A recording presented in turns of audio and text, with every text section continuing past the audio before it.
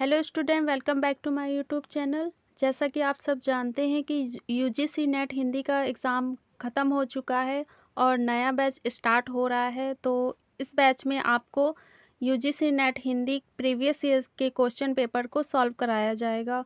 तो अगर आप हमारे चैनल पर नए हैं तो प्लीज़ हमारे चैनल को सब्सक्राइब ज़रूर कर लीजिएगा।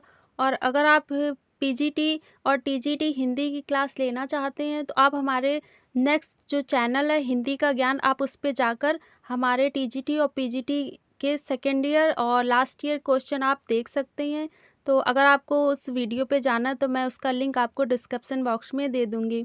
तो आज जो पेपर हम सॉल्व करेंगे ये यूजीसी नेट हिंदी 2004 का पेपर है और इस पेपर में आपको अध्यायवार विश्लेषण सहित और व्याख्या सहित पूरे क्वेश्चन का आंसर आपको मिल जाएगा। पहले का जो एग्ज़ाम होता था उसमें आपको जो हिंदी का पेपर था वो 3 पेपर होते थे, सेकंड और थर्ड। तो इसलिए आपको हिंदी का ये सेकंड पेपर जो मिल जाएगा 2004 का। तो आइए स्टार्ट करते हैं। हमारा पहला क्वेश्चन है, मैथिली का विकास किस अपभ्रंश से माना जाता है? इसके 4 ऑप्शन हैं। ए ऑप्शन है शौरसेनी अपभ्रंश, बी ऑप्शन है मागधी अपभ्रंश, सी ऑप्शन है अर्धमागधी अपभ्रंश और डी ऑप्शन है महाराष्ट्रीय अपभ्रंश।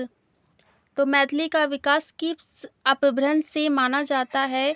तो इसका राइट आंसर होगा मागधी अपभ्रंश। मैथिली का विकास मागधी अपभ्रंश से माना जाता है। तो इसके कुछ की पॉइंट हैं, आप राइट डाउन कर लेना। अपभ्रंश की उपभाषा और बोली।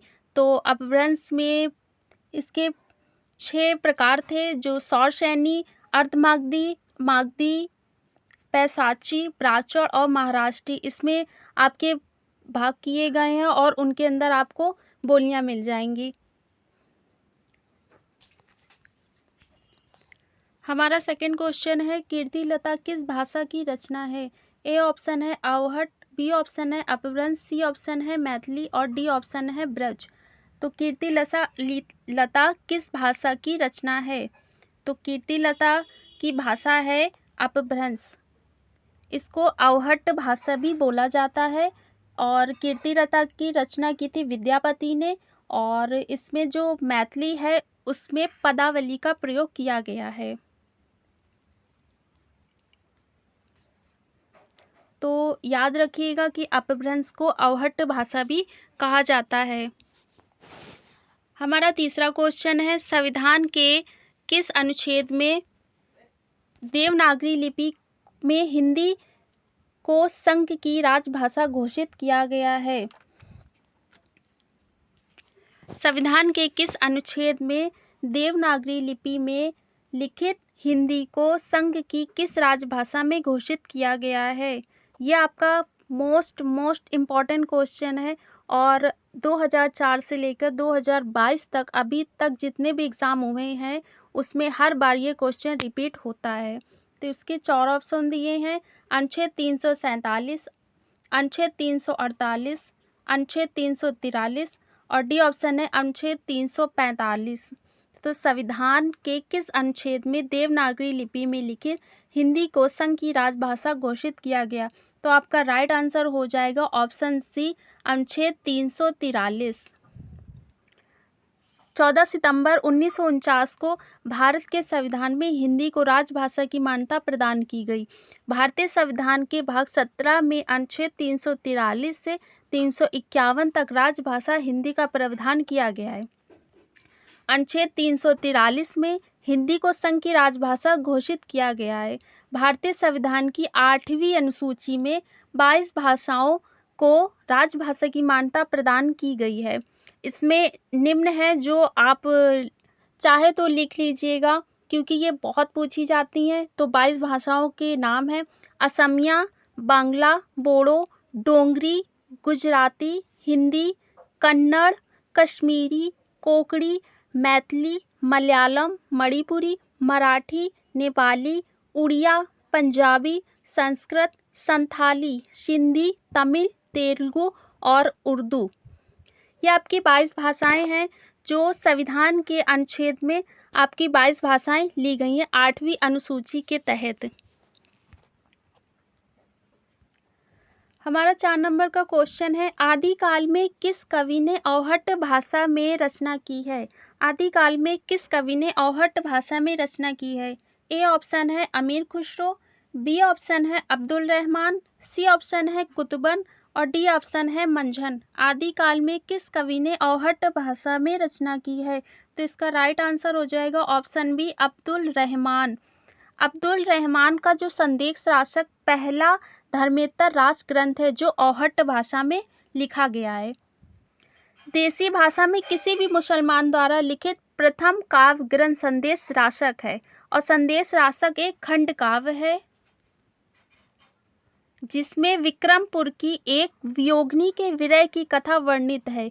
यह एक विरह काव्य है जिसकी रचना 12वीं शताब्दी में उत्तरार्ध और 13वीं शताब्दी का प्रारंभ माना गया है, जबकि मंझन और कुतुबन की भाषा अवधी है तथा अमीर खुसरो की भाषा खड़ी बोली है। तो आदिकाल में किस कवि ने अवहट्ट भाषा की में रचना की? तो इनकी जो राइट आंसर हो जाएगा वो होगा अब्दुल रहमान। और किस रचना में की है? तो ये संदेश राशक के लिए की गई है। हमारा 5वां नंबर का क्वेश्चन है, उत्तर भारत में भक्ति का प्रसार करने का श्रेय किसे प्राप्त है? आपके 4 ऑप्शन है, Shankaracharya, B option Ramanujacharya, C option Ramanand और डी ऑप्शन है माधवाचार्य। तो उत्तर भारत में भक्ति का प्रसार करने का श्रेय किसे प्राप्त है? तो हमारा राइट आंसर हो जाएगा रामानंद। उत्तर भारत में रामानंद ने भक्ति आंदोलन का प्रचार प्रसार किया और राघवानंद जो थे इन्होंने उत्तर भारत में राम भक्ति का प्रवर्तन किया, परंतु इसे प्रतिष्ठित और प्रसारित रामानंद ने ही किया। तो इस क्वेश्चन का राइट आंसर हमारा रामानंद हो जाएगा। 6 नंबर का क्वेश्चन है, सैजोबाई किस शाखा की रचनाकार हैं? आपके 4 ऑप्शन है, कृष्ण भक्ति शाखा, ऑप्शन बी राम भक्ति शाखा, ऑप्शन सी ज्ञानाश्रय शाखा, ऑप्शन डी प्रेमाश्रय शाखा। सहजोबाई किस शाखा की रचनाकार हैं? तो आपका राइट आंसर हो जाएगा ज्ञानाश्रय शाखा। हमारे कृष्ण भक्ति के जो थे वो सूरदास थे, राम भक्ति के तुलसीदास जी और ज्ञानाश्रय शाखा की सहजोबाई। सहजोबाई ज्ञानाश्रय शाखा की संत कवि हैं। सहजोबाई की कुछ रचनाएं हैं, गुरु महिमा और प्रेम प्रकाश। सन 1962 में सहजोबाई की रचनाओं को वेलवेडियर प्रेस द्वारा सहज प्रकाश नाम से प्रकाशित किया गया। तो सहजोबाई ज्ञानाश्रय शाखा की प्रमुख रचनाकार हैं। हमारा 7वां नंबर क्वेश्चन है, उज्ज्वल नीलमणि के रचयिता कौन है? ए ऑप्शन है रूप गोस्वामी, बी ऑप्शन है वल्लभाचार्य, सी ऑप्शन है विठलनाथ और डी ऑप्शन है माधवाचार्य। तो उज्ज्वल नीलमणि के रचयिता हैं रूप गोस्वामी। और वल्लभाचार्य की एक रचना है जो बहुत प्रसिद्ध है, पूर्व मीमांसा भाष्य। वल्लभाचार्य की प्रमुख रचना है पूर्व मीमांसा भाष्य। अणुभाष वल्लभाचार्य का अधूरा ग्रंथ है जिसे उनके पुत्र विठलनाथ ने पूरा किया था।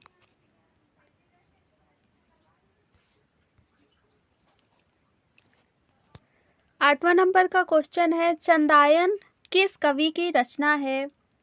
Option A Malik Muhammad Jayasi, option B Kutuban, option C Manjhan और ऑप्शन डी मुल्ला दाऊद। चंदायन किस कवि की रचना है? तो आपका राइट आंसर हो जाएगा मुल्ला दाऊद। मुल्ला दाऊद की चंदायन रचना सन 1379 ईस्वी में प्रकाशित हुई थी और यह अवधी भाषा में रचित रचना है।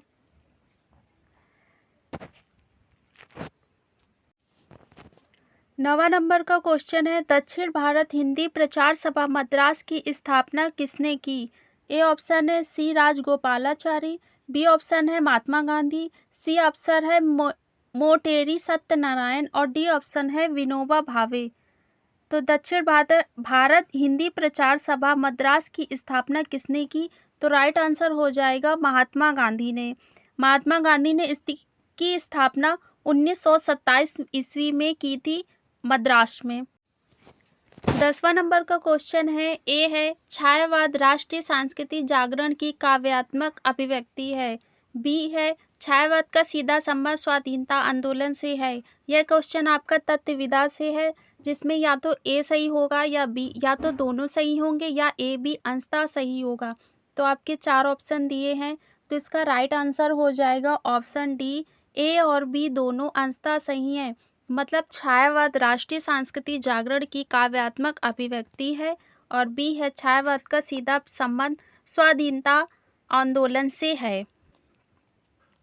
11वां नंबर को अगर आपको इसको याद करना है तो आप ऐसे भी याद कर सकते हैं, ब्रज कानों में बूंदे पहने हरियाणा में खड़ी।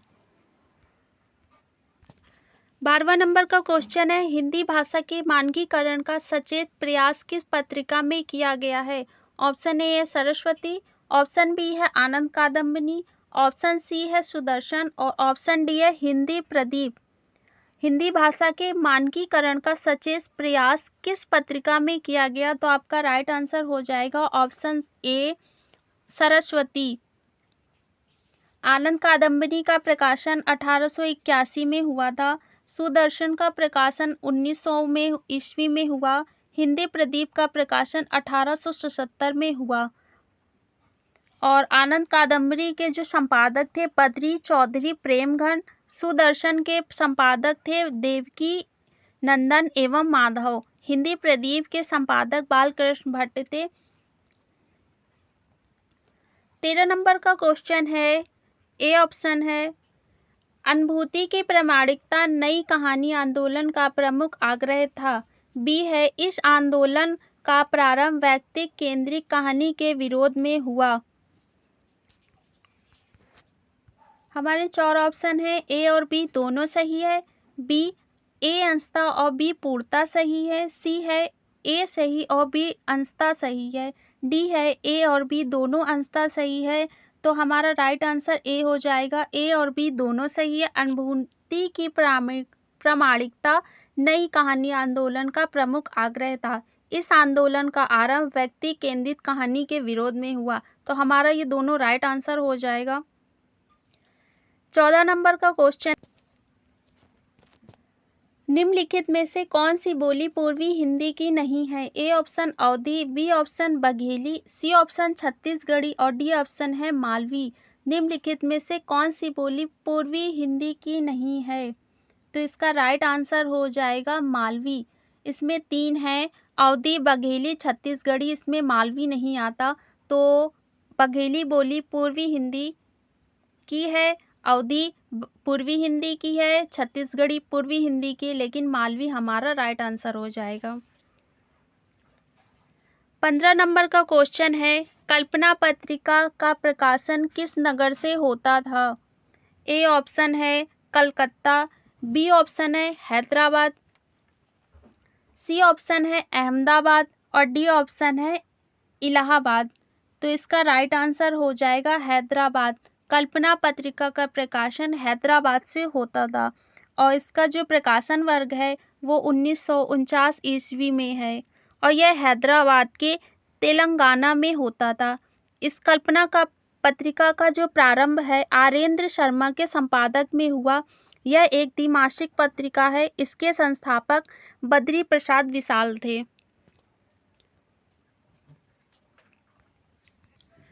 16 नंबर का क्वेश्चन है, माध्यम पत्रिका का संपादक कौन है। ए ऑप्शन है सत्यप्रकाश मिश्र, बी ऑप्शन है नंदकिशोर नवल, सी ऑप्शन है काशीनाथ सिंह और डी ऑप्शन है रविंद्र कालिया। माध्यम पत्रिका के संपादक कौन है, तो इसका राइट आंसर हो जाएगा सत्यप्रकाश मिश्र। इसका प्रकाशन वर्ष 1964 ईस्वी है और यह मासिक पत्रिका है जो प्रयाग से प्रकाशित होती थी। तो माध्यम पत्रिका के संपादक हैं सत्यप्रकाश मिश्र। 17 नंबर का क्वेश्चन है, ए है रेखाचित्र और संस्मरण के बीच की विभाजक रेखा बहुत सूक्ष्म है, बी है ये दोनों परस्पर अंतर्मुक्त हो जाते हैं। इनमें से ए और बी दोनों सही है। ऑप्शन बी सही है, ए गलत है। ऑप्शन सी आ और बा दोनों गलत है। ऑप्शन डी आ सही और बी अंशतः सही है। तो इसका राइट आंसर हो जाएगा ऑप्शन ए और बा दोनों सही है। रेखाचित्र और संस्मरण के बीच की विभाजक रेखा बहुत सूक्ष्म है। ये दोनों परस्पर अंतर। हमारा नेक्स्ट क्वेश्चन है, निम्नलिखित भाषाओं के विकास का सही अनुक्रम बताइए। ऑप्शन ए प्राकृत, पाली, अपभ्रंश, हिंदी। ऑप्शन बी है पाली, प्राकृत, अपभ्रंश, हिंदी। ऑप्शन सी पाली, अपभ्रंश, प्राकृत, हिंदी। ऑप्शन डी है अपभ्रंश, प्राकृत, हिंदी, पाली। तो इसका राइट आंसर हो जाएगा आपका ऑप्शन बी पाली, प्राकृत, अपभ्रंश, हिंदी। इसका सबसे पहले जो विकास क्रम है ये संस्कृत भाषा से हुआ, जिसका प्रकाशन वर्ष है 1500 ईसा पूर्व से 500 ईस्वी पूर्व तक। पाली का जो समय सीमा है वो 500 ईसा पूर्व से 1 ईस्वी तक है। पाली, प्राकृत, अपभ्रंश इसका जो समय सीमा है वो 500 ईस्वी से 1000 ईस्वी तक है, और हिंदी का 1000 से अब तक है। यानी कि आधुनिक भारतीय भाषाएं हिंदी में आ जाती हैं। तो निम्नलिखित भाषाओं का सही क्रम होगा पाली, प्राकृत, अपभ्रंश और हिंदी। हमारा नेक्स्ट क्वेश्चन है, निम्नलिखित कवियों का सही कालक्रम बताइए। ए ऑप्शन है सरहपा, सोमवत, गोरखनाथ, हेमचंद्र। बी ऑप्शन है Gorakhnath, Somabhadra, Suri, Sarahapa, Hemchandra. Option C Sarahapa, Gorakhnath, Hemchand, Somvat, Suri. Option D है सोमभद्र, सूरी, गोरखनाथ, सरहपा और हेमचंद्र। निम्नलिखित कवियों का सही कालक्रम बताइए। तो इनके सही कालक्रम है ऑप्शन सी सरहपा, गोरखनाथ, हेमचंद और सोमवत, सूरी। 20वां नंबर क्वेश्चन है, किस लेखिका ने पशु पक्षियों पर केंद्रित रचना लिखी। ऑप्शन ए है Mahadevi Verma. Option B Subhadra Kumari Chauhan. Option C Hemvati देवी। ऑप्शन डी है सत्यवती मलिक। किस लेखिका ने पशु पक्षियों पर केंद्रित रचना लिखी। तो यह लिखी थी महादेवी वर्मा। तो option A is the right answer. और इसकी जो रचना है ये इन्होंने मेरा परिवार नामक एक रेखा चित्र में लिखा, जो 1972 ईस्वी में प्रकाशित हुआ। नेक्स्ट क्वेश्चन है, इन कवियों का सही कालक्रम का निर्देश कीजिए। आपका ए ऑप्शन है चिंतामणि, केशवदास, मतीराम और पद्माकर। बी ऑप्शन है मतीराम, पद्माकर, चिंतामणि और केशवदास। सी ऑप्शन है पद्माकर, केशवदास, मतीराम और चिंतामणि। डी ऑप्शन है केशवदास, चिंतामणि, पद्माकर और मतीराम। यह क्वेश्चन का ऑप्शन जो था इसको यूजीसी द्वारा गलत मान लिया गया था, तो इसका कोई भी राइट आंसर नहीं होगा।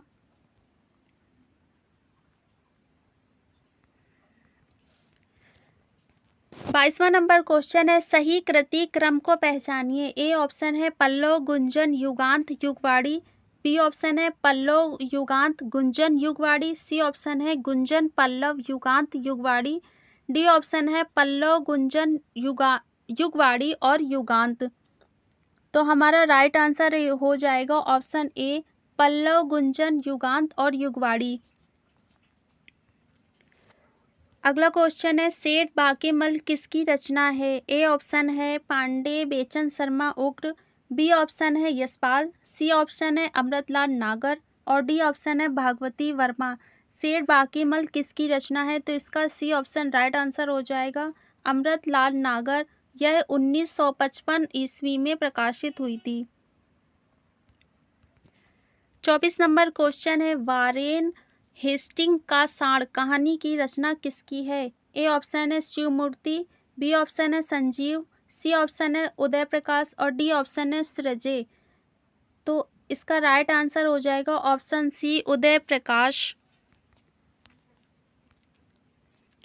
हिंदी नाटकों के मंचन में यक्षगान का प्रयोग किस निर्देशक ने किया।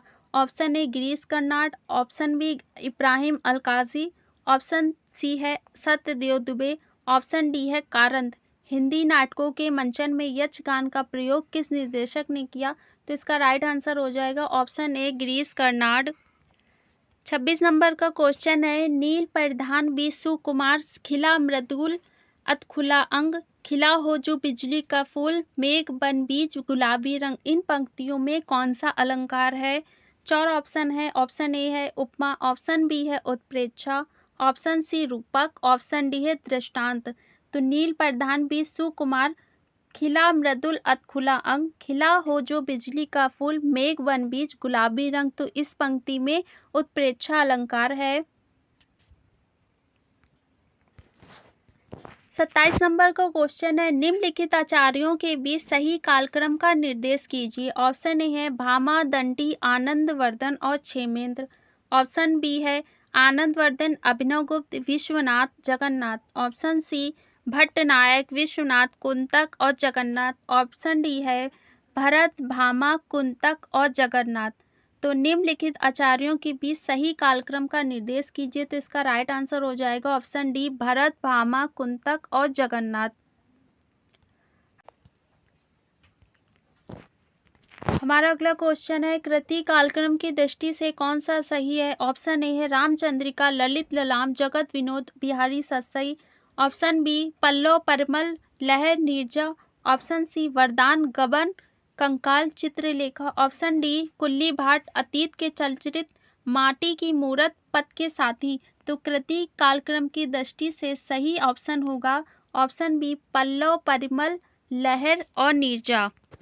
29 नंबर क्वेश्चन है, रचना काल कालक्रम में सही निर्देश कीजिए। ऑप्शन ए दिनकर बच्चन अगे मुक्तिबोध, ऑप्शन बी है बच्चन दिनकर मुक्तिबोध अगे, ऑप्शन सी अगे दिनकर बच्चन मुक्तिबोध, ऑप्शन डी है दिनकर अगे बच्चन और मुक्तिबोध। इसका राइट आंसर हो जाएगा ऑप्शन बी बच्चन दिनकर मुक्तिबोध और अगे। इनका जन्म है 1907, 1908, 1911 और 1917। हमारा अगला क्वेश्चन है 30 नंबर, निम्नलिखित में से कृति कालक्रम की दृष्टि से कौन सा सही है? ऑप्शन ए है वीणा, ग्राम्य, लोकायतन, कला और बूढ़ा चांद। ऑप्शन बी है निहार, रश्मि, दीपशिखा, शांत गीत। ऑप्शन सी है गीतिका, कुकुरमुत्ता, बेला, अर्चना। ऑप्शन डी है प्रेम पथिक, झरना, लहर, आंसू। तो इसका राइट आंसर हो जाएगा ऑप्शन बी निहार, रश्मि, दीप शिखा और शांत गीत। 31 नंबर क्वेश्चन है, निम्नलिखित सही कृति कालक्रम कौन सा है? ऑप्शन ए है सुखमय जीवन, शरणार्थी, ढुमरी, दो बांके। ऑप्शन बी है शरणार्थी, ढुमरी, सुखमय जीवन, दो बांके। ऑप्शन सी है दो बांके, ढुमरी, सुखमय जीवन, शरणार्थी। और ऑप्शन डी है सुखमय जीवन, दो बांके, शरणार्थी और ढुमरी। तो इसका राइट आंसर हो जाएगा सुखमय जीवन, दो बांके, शरणार्थी और ढुमरी। 32 नंबर क्वेश्चन है, निम्नलिखित निर्गुण कवियों का सही कालक्रम कौन सा है? ऑप्शन ए है दादू, कबीरदास, सुंदरदास, मलुकदास। ऑप्शन बी मलुकदास, सुंदरदास, कबीरदास और दादू। ऑप्शन सी है सुंदरदास, मलुकदास, दादू, कबीरदास। ऑप्शन डी है कबीरदास, दादू, मलुकदास और सुंदरदास।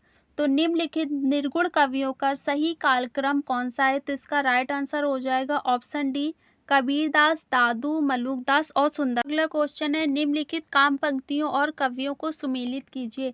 नैना बीच नदियाँ डूबती जाएं। तो इसका जो मिलान होगा वो 2 नंबर पे होगा। कबीर, अजगर करे न चाकरी, पंछी करे न काम। तो इसका राइट आंसर हो जाएगा मलुकदास।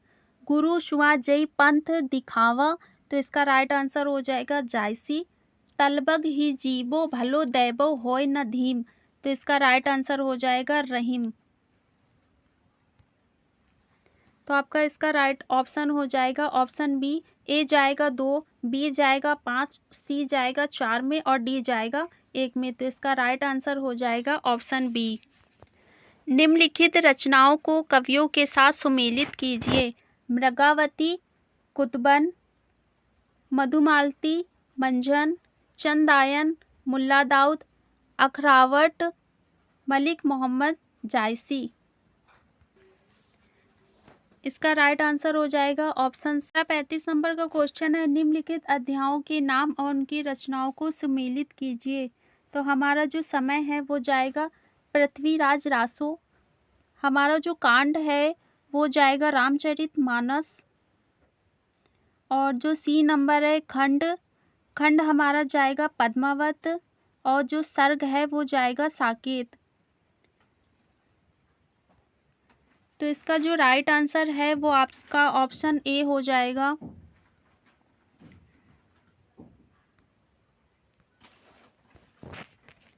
36 नंबर क्वेश्चन है, निम्नलिखित ग्रंथों को आलोचकों के साथ सुमेलित कीजिए। तो बिहारी सतसई, देव और बिहारी, बिहारी बिहारी और देव। तो आपका राइट आंसर हो जाएगा ऑप्शन ए। बिहारी और सतसई का तुलनात्मक अध्ययन पदम सिंह शर्मा ने किया था। देव और बिहारी की रचना कृष्ण बिहारी मिश्र की है।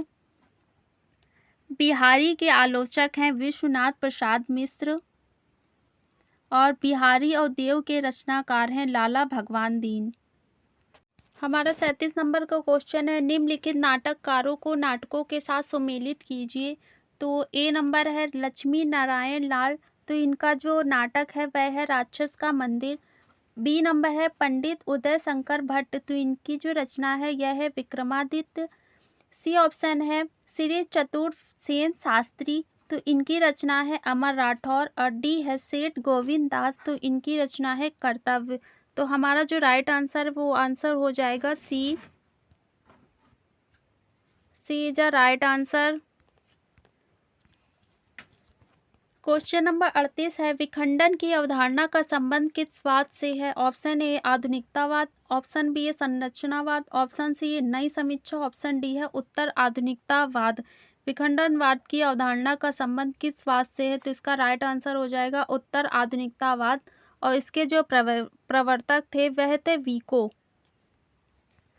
39 नंबर क्वेश्चन है, वृंद सतसई की विषय वस्तु क्या है। ऑप्शन ए है नायिका भेद, ऑप्शन बी है श्रृंगार, ऑप्शन डी है सी है नीति, ऑप्शन डी है भक्ति। वृंद सतसई की विषय वस्तु क्या है। तो इसका राइट आंसर हो जाएगा ऑप्शन सी नीति। वृंद सतसई रीतिकाल कवि वृंद द्वारा रचित नीति पर एक रचना है जिसमें नीति के 700 दोहे संकलित हैं।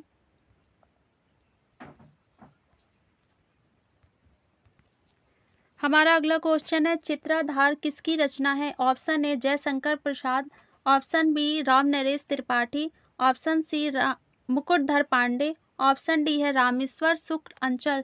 चित्राधार किसकी रचना है। तो इसका राइट आंसर हो जाएगा जयशंकर प्रसाद। हमारा अगला क्वेश्चन है, मैंने मानी तेरी उसकी बात किसकी रचना है।